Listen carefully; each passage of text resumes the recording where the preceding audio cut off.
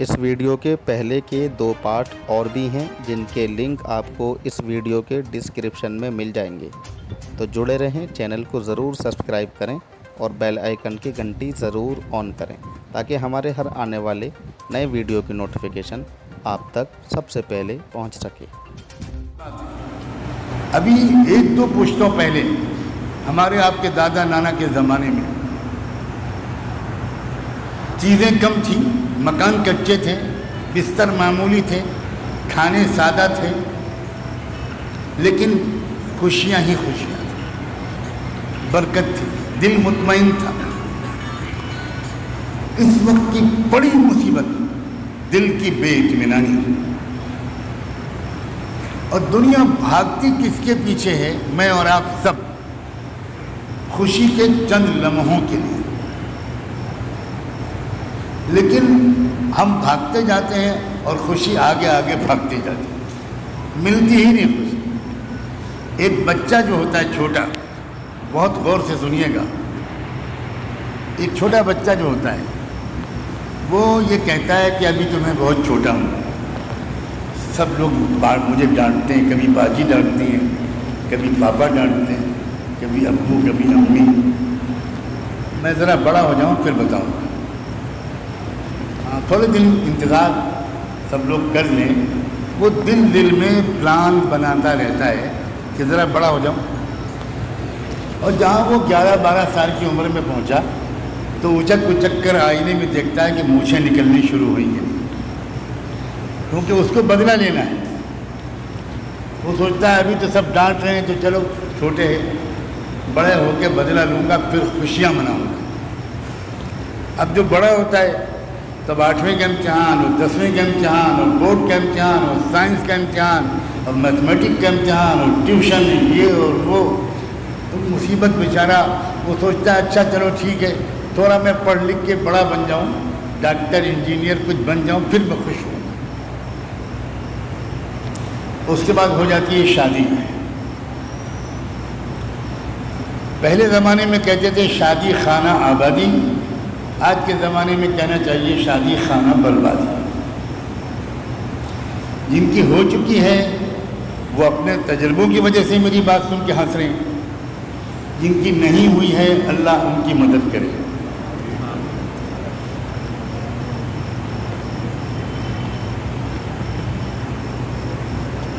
سب اپنی اپنی آپ بیتی یاد کر رہے ہیں، اور اسی لیے 1-8 منٹ خاموش ہو گیا کہ تھوڑا آپ کو یاد کرنے کا موقع ملے۔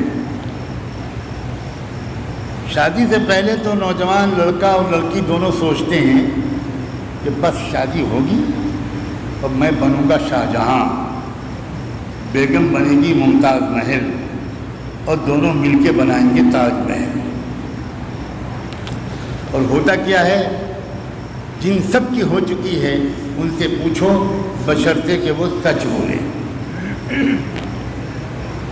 عربی میں ایک کہاوت ہے، بعد شہر العسل تأتی سنوات البصل، کہ ایک ہنی مون کے مہینے کے بعد زندگی بھر پیاز اور لہسن میں گزرتی۔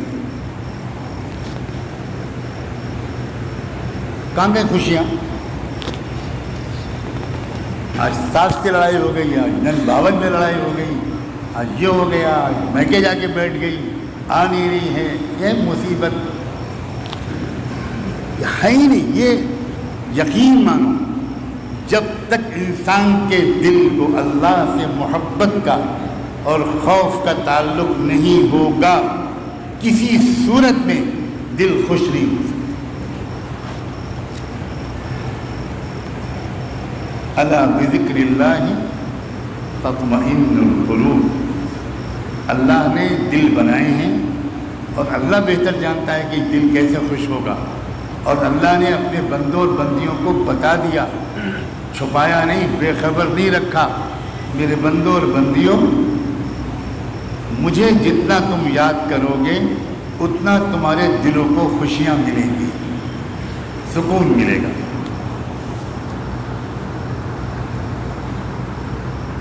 جیسے بھی ہم ٹوٹے پھوٹے معمولی سے مسلمان ہیں،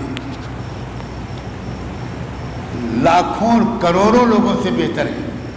آپ سوچو دنیا میں سب سے زیادہ خودکشی اس ملک میں ہو رہی ہے جہاں سب سے زیادہ دولت ہے. سب سے زیادہ پاگل خانے اور دماغی بیماریوں کے علاج کے اسپتال امریکہ میں ہیں جہاں سب سے زیادہ دولت ہے. دل کا سکون نہیں ہے. دنیا میں سب سے کم خودکشی کرنے والی قوم آج بھی یہ ٹوٹی پھوٹی اللہ کے رسول کی امت ہے. بے شک ہم اصلی اور مکمل مسلمان نہیں ہیں، مگر جو کلمہ، جو نماز، جو سجدہ، جو درود شریف، جو کچھ نصیب ہے، اس نے بھی ہمارے دلوں کو اتنی ہمت دے رکھی ہے کہ مشکل سے مشکل حالات کا ایک ایمان والا مقابلہ کر لیتا ہے، خودکشی کرنے کو نہیں سوچتا. اور جس نے اپنے دل پر تھوڑی محنت کر لی، دل کو بنا لیا، دل کو پاک صاف رکھا، وہ تو دنیا میں جنت کا مزہ لوٹتا ہے.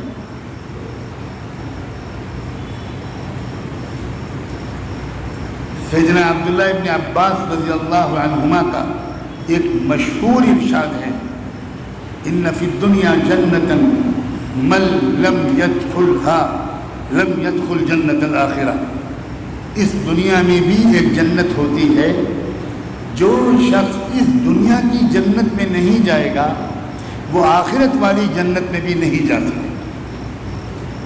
یہ دنیا کی جنت کیا ہے؟ یہی دل کا چین و سکون. بہت بڑی نعمت ہے، ورنہ دنیا کے حالات تو آتے ہی رہتے ہیں، وہ ہر ایک پر.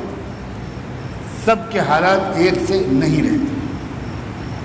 کبھی بیماری، کبھی تندرستی، کبھی خوشی، کبھی غم، کبھی تنگی روزی کی، کبھی روزی کا فراوانی. بدلتے رہتے ہیں حالات. یہ تو اس دنیا کا نیچر ہے.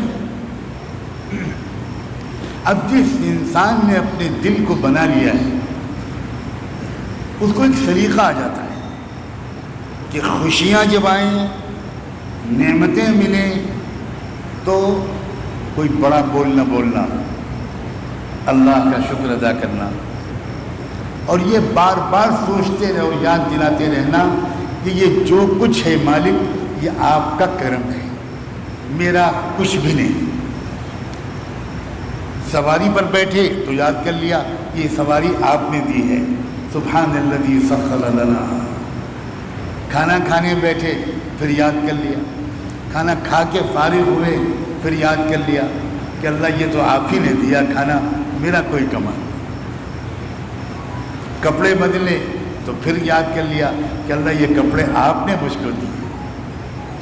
یہ بار بار آپ نے دیا، آپ نے دیا، آپ نے دیا. یہ اتنا آسان طریقہ ہے اپنے دل کو ٹھیک رکھنے کا، بہت آسان.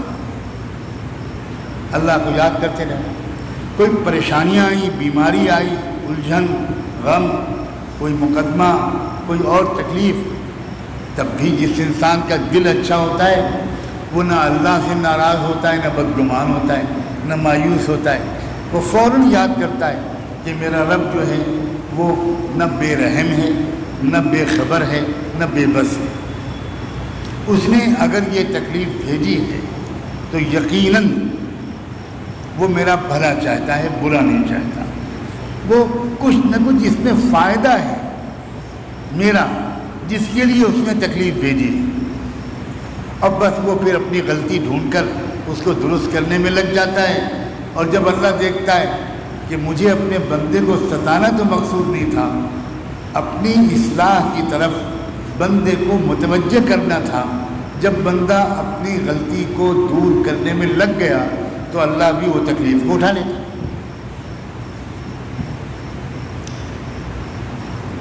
میری پوری گزارش کا صرف ایک ہی موضوع ہے اور خلاصہ ہے، اللہ کے بندو اپنے دل کو نظر انداز مت کر، دل کو اگنور مت کر. پھر دیکھنا کیسی خوش زندگی گزری۔ آج بہت ہی کم کوئی انسان اندر سے خوش نظر آتا ہے، بہت کم، ہزاروں بلکہ شاید لاکھوں میں کوئی ایک۔ بعض وقت وہ آدمی خوش نظر آتا ہے جس کے پاس دنیا کا سامان بہت کم ہے، اور اکثر وہ لوگ زیادہ خوش نظر نہیں آتے جن کے پاس دولت اور سامان اچھا خاصا ہے۔ اکثر میں ایک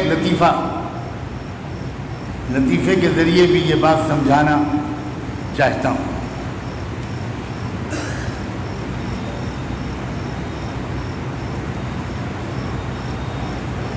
اور اس کی وجہ یہ ہوتی ہے کہ تھوڑی دیر تک زیادہ سنجیدہ بات سنتے سنتے طبیعت تھوڑی سی تھکنے لگتی ہے، اکتانے لگتی ہے، خاص طور پر نوجوانوں کی۔ ایک بادشاہ سلامت بیمار پڑے، بہت علاج ہوا مگر ٹھیک نہیں ہوتی، دن بدن بیماری بڑھتی جاتی۔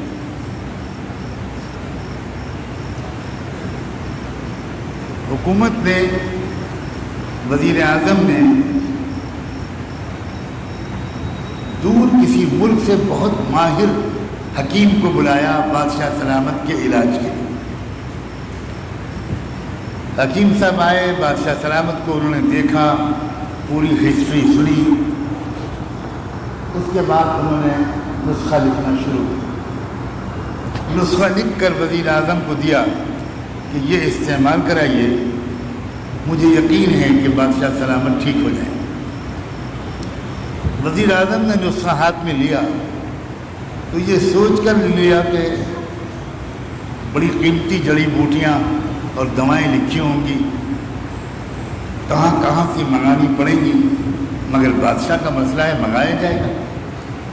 لیکن نسخہ جب پڑھا تو اس میں لکھا تھا کہ بادشاہ سلامت کو کسی ایسے آدمی کا کرتا پہنا دیا جائے جو ہمیشہ خوش رہتا، بس کسی دوا کی ضرورت نہیں، ایک کرتا، بس شرط یہ ہے کہ بہت خوش رہنے والے آدمی کا کرتا ان کو پہنا دیا جائے، وہ ٹھیک ہو جائے۔ لوگ تو کہنے لگے تو بڑا آسان ہے، بادشاہ سلامت کے لیے ایک کرتے کا انتظام۔ ہم تو اپنے ملک کے بادشاہوں کو بھی دیکھ رہے ہیں کہ دن میں کئی سوٹ بدلتے ہیں، تو کوئی مشکل مسئلہ نہیں۔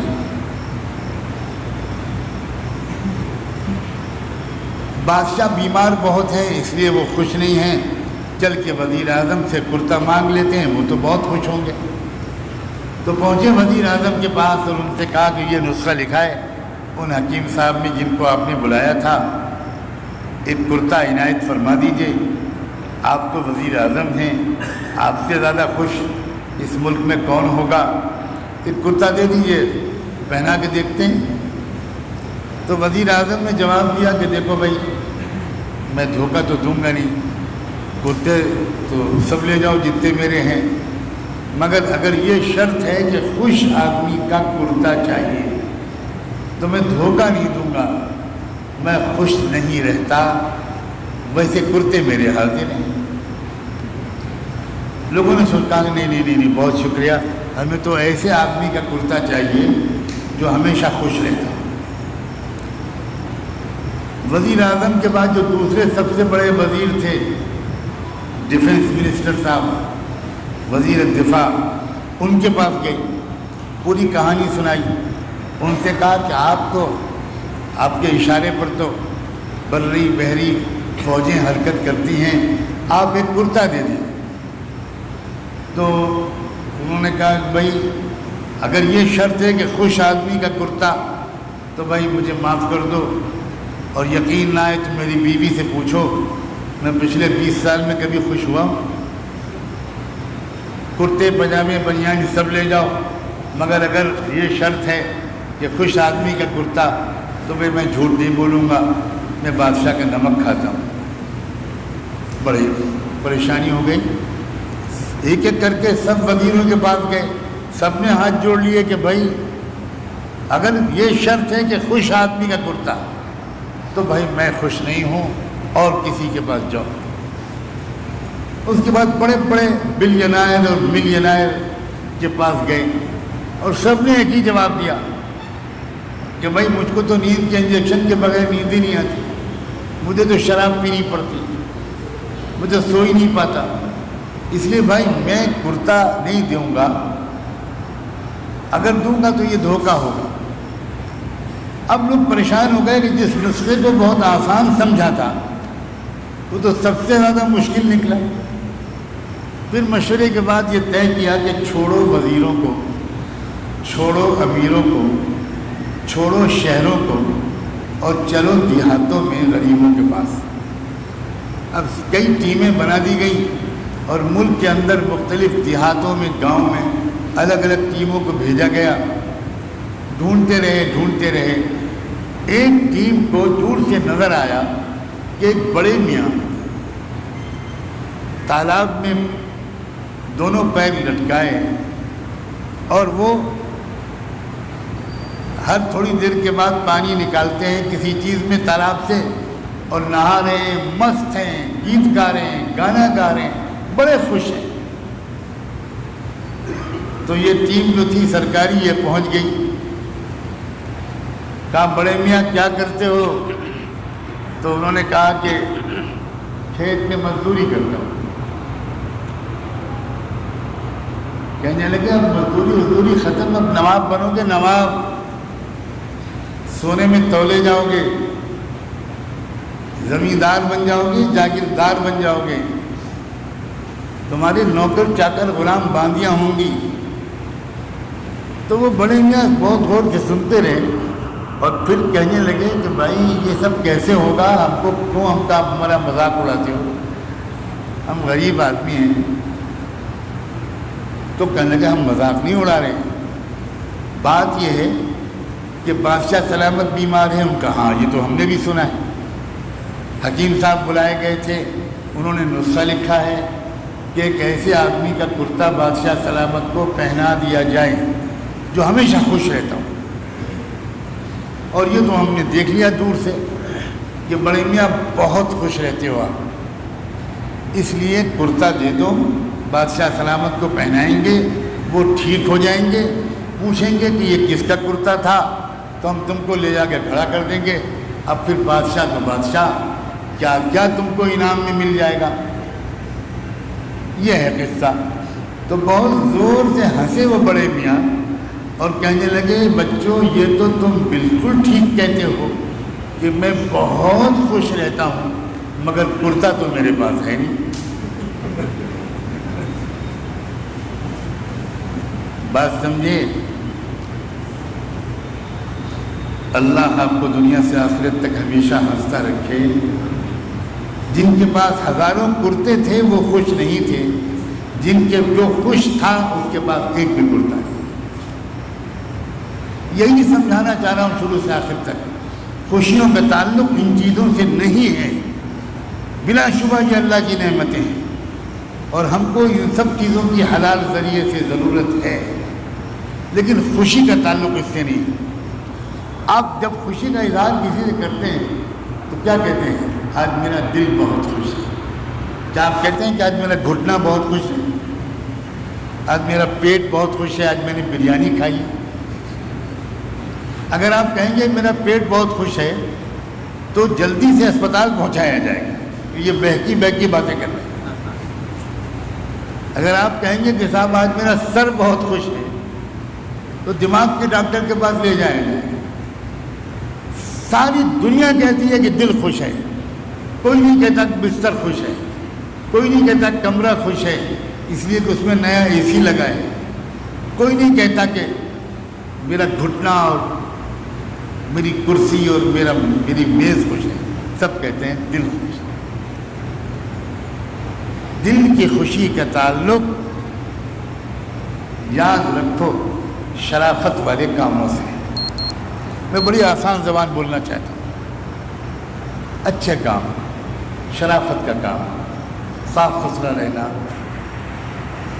جسم بھی صاف، دل بھی صاف. یہ دل کی خوشیوں کے یقینی طریقے. رب کعبہ کی قسم، جو سچ مچ اللہ والے ہوتے ہیں، ہم جیسے نہیں، جو سچ مچ اللہ والے ہوتے ہیں، آپ مشرق سے مغرب تک سفر کر کے دیکھ لو، جو سچ مچ اللہ والے ہوتے ہیں ان کے دلوں، ان کے چہروں سے مسرتیں پھوٹی پڑتی. کبھی آپ نے ان کو ٹینشن میں نہیں دیکھا، کبھی نہیں. ایک سے ایک تنگی کے حالات میں زندگی گزارنے والے اللہ والوں کو اس عاجز نے دیکھا ہے، مگر کیسے سمجھاؤں کہ ان سے زیادہ خوش ہم نے دنیا میں کسی کو نہیں. جس چیز میں خوشی ہے اس کو تو ہم چھوڑے ہوئے ہیں، اور جس چیز میں خوشی نہیں ہے اس کے پیچھے پاگل ہو رہے ہیں. ساری زندگی برباد کر رہے ہیں، صحت برباد کر رہے ہیں، دنیا اور آخرت دونوں برباد کر رہے ہیں. یہ ہے اصل دین. اور آخری بات دیکھو، قیمتی چیز کو تلاش کرنا پڑتا ہے، اس کو حاصل کرنے کے لیے کچھ کوشش کرنی پڑتی ہے. دل کا ٹھیک ہونا دنیا میں سب سے قیمتی چیز ہے. اس کے لیے محنت کرنی پڑتی، تلاش کرنی پڑتی، کسی ماہر سے پوچھنا پڑتا ہے کہ میرا دل خوش رہے ہر وقت، اس کی ترکیب بتائیے. اس کے لیے سفر کرنا پڑتا ہے، ڈھونڈنا پڑتا ہے.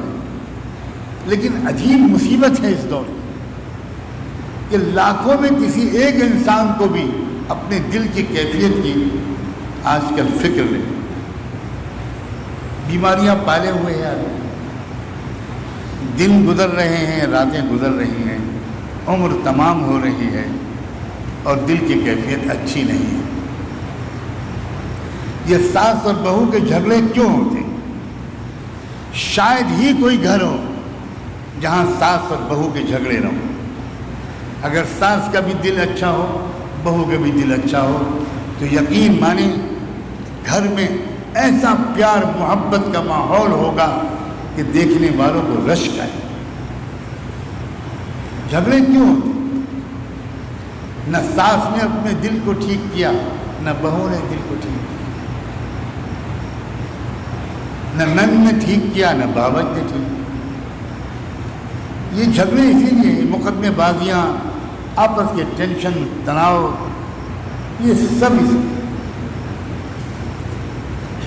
صحابہ کے گھروں میں اکثر فاقے ہوتے تھے، مگر میں 25 سال سے کہہ رہا ہوں، کوئی ایک واقعہ صحابہ کی گھر کا کوئی لا کر دکھا دے جس میں ساس اور بہو میں جھگڑے ہوئے.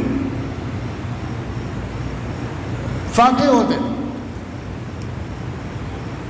2-2 3-3 دن فاقے ہوتے، کچھ کھانے کو نہیں ملتا، مگر مسکراہٹ، ہنسی مذاق، محبت اور پیار کا ماحول ہوتا ہے. ایک صحابی مزدوری کر کے اپنا اور اپنی بیوی کا پیٹ پالتے تھے. ایک دن کام کی تلاش میں نکلے، دن بھر کوشش کی مگر کوئی کام نہیں ملا. شام کو خالی ہاتھ گھر واپس آ گئے. دن بھر کی محنت تلاش کے بعد بھوک لگی تھی، تو جب گھر میں رات میں آئے تو بیوی سے کہا کہ بھئی کچھ کھانا کھلاؤ، آج تو کوئی مزدوری ملی ہی نہیں، جیسے گیا تھا ویسے ہی واپس آ گیا. بیوی نے کہا کہ آپ شاید بھول گئے، میں نے تو آپ کو کل بتایا تھا کہ گھر میں جو تھا وہ ختم ہو چکا. آج میں امید کر رہی تھی، انتظار میں تھی کہ آپ کچھ کمائیں گے، لے کر آئیں گے، پکاؤں گی، آپ کو بھی کھلاؤں گی، خود بھی کھاؤں گی. انہوں نے کہا بھئی میں کیا کروں، میں نے تلاش تو بہت کیا لیکن کوئی کام نہیں ملا. اب سنو بیوی نے کیا جواب دیا. بیوی نے کہا دیکھیے، ایک دم مایوس اور نا امید مت ہوئیے. ہمیں اور آپ کو ہمارے آقا محمد عربی صلی اللہ علیہ وآلہ وسلم نے یہی تو سکھایا ہے کہ اللہ کے فیصلے پر راضی ہو جانا چاہیے، سر جھکا دینا چاہیے۔ اللہ کی مرضی آج کی رات کے بارے میں ایسا لگتا ہے کہ یہی ہے کہ ہم دونوں آج بھوکے سوئیں۔ اب شوہر کی زبان، بیوی کی زبان سے کوئی شوہر اتنی سمجھداری اور اتنی ہمت والی بات سنے، آپ سوچو کہ شوہر کا حوصلہ کتنا بڑھتا ہے۔ دونوں بھوکے سو گئے۔ اگلی صبح کو پھر وہ کام کی تلاش میں نکلے۔ بیوی سنت کے مطابق دروازے تک چھوڑنے کے لیے آئی، اور سنت یہ ہے کہ جب کوئی گھر کا مرد کام کے لیے نکلے تو گھر کی عورت کو چاہیے کہ وہ مرد کو دروازے تک آ کر رخصت کرے، مسکراتے ہوئے رخصت کرے اور فی امان اللہ کہتے ہوئے رخصت کرے، یعنی یہ دعا دے کہ جائیے اللہ آپ کو سلامت رکھے۔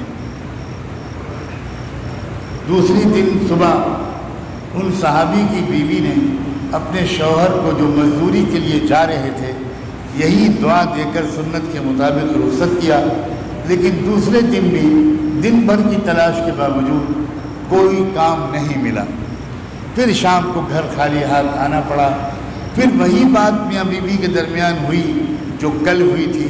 پھر بیوی نے ڈھارس بنائی، پھر شوہر کی ہمت بڑھی، پھر دونوں بھوکے سو گئے۔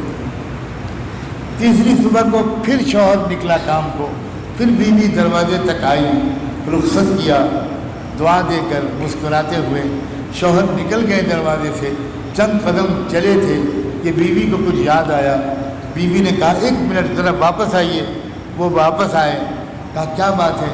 بیوی نے کہا ایک بات کہنا چاہتی تھی، جلدی میں بھول گئی۔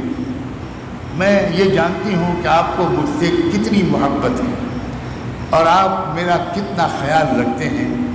میں خالی آپ سے یہ درخواست کرنا چاہتی ہوں کہ آج بھی اللہ نہ کرے آج بھی آپ کو کوئی مزدوری، کوئی کام نہ ملے اور آپ کو خالی ہاتھ واپس آنا پڑے تو آپ خالی ہاتھ واپس آ جائیے گا، کوئی حرام لقمہ لے کر مت آئیے۔ ہم بھوکے سو جائیں گے مگر حرام لقمہ لے کر مت آئیے۔ یہ ہے بیوی جس کے پاس ایمان ہے، یہ ہے بیوی جس کا دل اچھا ہے۔ 3 دن کا فاقہ اور بیوی کو فکر یہ ہے کہ حرام لقمہ لے کر مت آئیے۔ لوگوں اپنے اوپر یہ ظلم ہم کو نہیں کرنا چاہیے جو ہم کر رہے ہیں۔ یہ ساری چیزیں صرف بیان میں ہمارے کانوں میں پڑتی ہیں، ہفتوں اور مہینوں بیان میں سنیں تو کان میں پڑتی ہیں۔ یہ سیریسلی عمل والی باتیں ہیں۔ ہر شخص کو چاہیے کہ اس کے دل کو اللہ سے تعلق ہو، اور وہ کیسے ملے گا؟ آسان تھا۔ مجھ سے اور آپ سے پہلے جو لوگ اپنے دل پر محنت کر چکے اور جنہوں نے اپنے دل کو کم سے کم ہمارے دلوں سے بہتر بنا لیا، اگر ہم ان سے تعلق جوڑیں گے، ان کے پاس بیٹھیں گے، آئیں جائیں گے، ان کی باتوں کو سنیں گے تو انشاءاللہ ہمارے دل کے اندر بھی اپنے دل کو بہتر بنانے کا شوق پیدا ہو، اور پھر ہم ان سے پوچھنا شروع کریں گے، دیکھ کر نقل کرنا شروع کریں گے۔ دھیرے دھیرے ہمارے دل کے اندھیرے دور ہونے لگیں گے، دل میں ایک روشنی آ جائے گی، دل کی خوشی نصیب ہوگی۔ اصلی دین یہی ہے، یہی ایمان ہے۔ اس کے بغیر کوئی اعمال کا ڈھیر بھی لگا دے تو اس کے اندر وہ قیمت، وہ نورانیت، وہ مٹھاس، وہ لذت اور وہ تاثیر نہیں ہے۔ دل و جان سے دعا ہے کہ اللہ ہمیں اور آپ کو سب کو اپنے دلوں کو ٹھیک کرنے کی صحیح فکر عطا کرے۔ تلاش کریں، ڈھونڈیں، سفر کر کے جائیں، خالی کسی کو دیکھ کر یہ نہ کہیں کہ آپ کے بیان سنتے ہیں ہم بہت فائدہ ہوتا ہے، یہ کام نہیں چلے گا۔ کبھی آپ ڈاکٹر سے اتنا کہنے کو کافی سمجھتے ہیں کہ آپ کا لیکچر سنتے ہیں ہمیں بڑا فائدہ ہوتا ہے۔